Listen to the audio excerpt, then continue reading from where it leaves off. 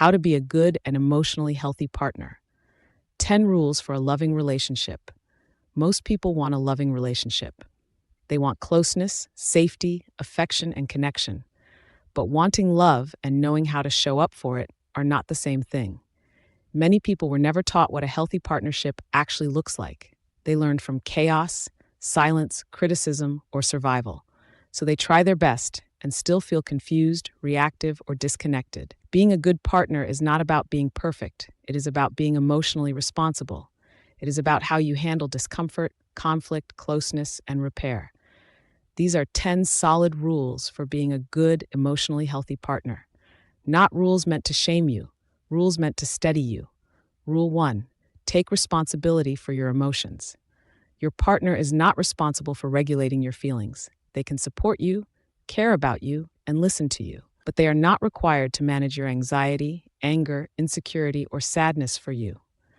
A healthy partner notices their emotions and works with them instead of acting them out.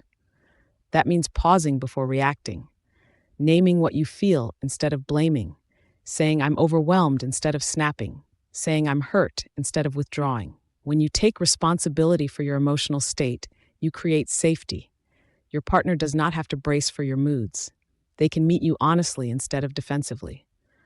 Rule 2. Learn how to listen without preparing a defense.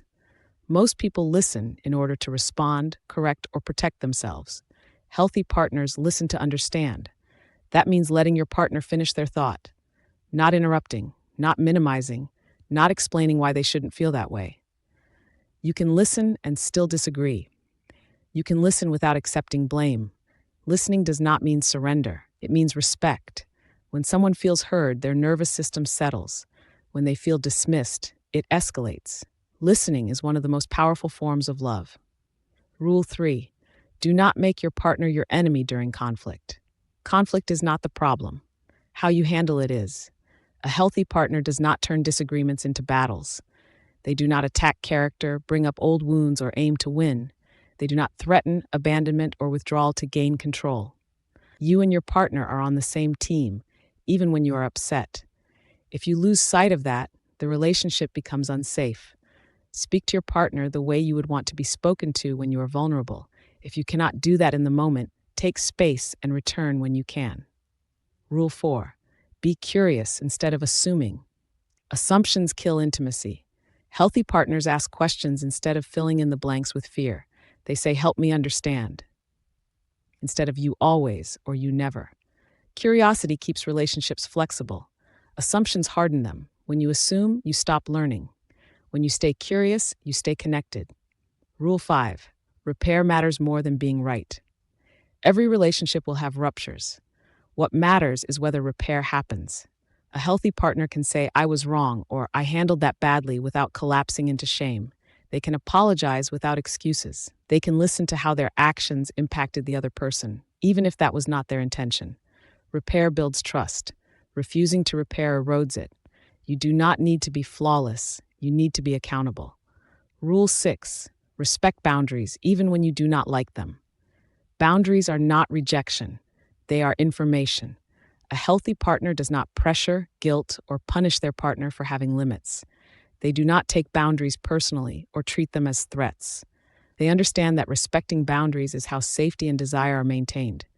If your partner says no, slow down, or not right now, your response matters. Respect builds trust. Pushing destroys it. Rule 7. Be consistent, not intense. Many people confuse intensity with love. Grand gestures, emotional highs and lows, big apologies followed by repeated harm. Healthy love is steady. It is predictable. It shows up even when things are boring, stressful, or uncomfortable. Consistency tells your partner they can relax, that they do not have to guess, that they are not loved only when things are good. Consistency is one of the deepest forms of care. Rule 8. Do your own healing work. Your partner cannot heal your childhood wounds, trauma, or attachment injuries. They can support you, but they cannot fix what you have not faced.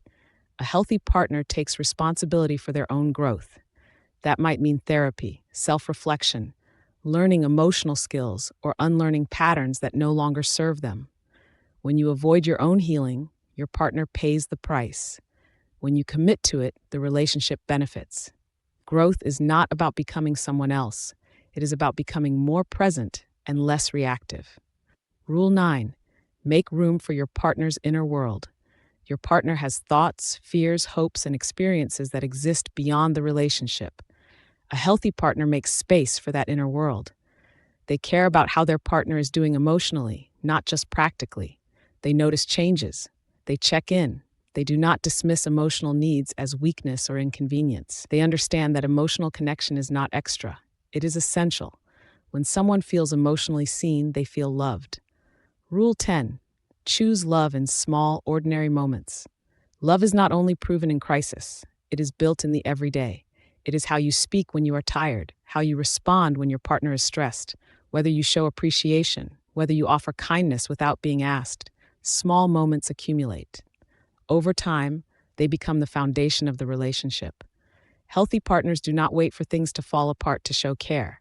They practice it daily, imperfectly, but intentionally. In closing, being a good and emotionally healthy partner does not mean you will never mess up. It means you are willing to notice, repair, and grow. Love is not about finding the right person. It is about becoming someone who can love well. If this resonated with you, please like this video and subscribe to the channel. It helps my work reach more people and allows this channel to keep growing. And if you have topics you want me to cover next, leave a comment. You are not alone in trying to figure this out, and you do not have to do it perfectly.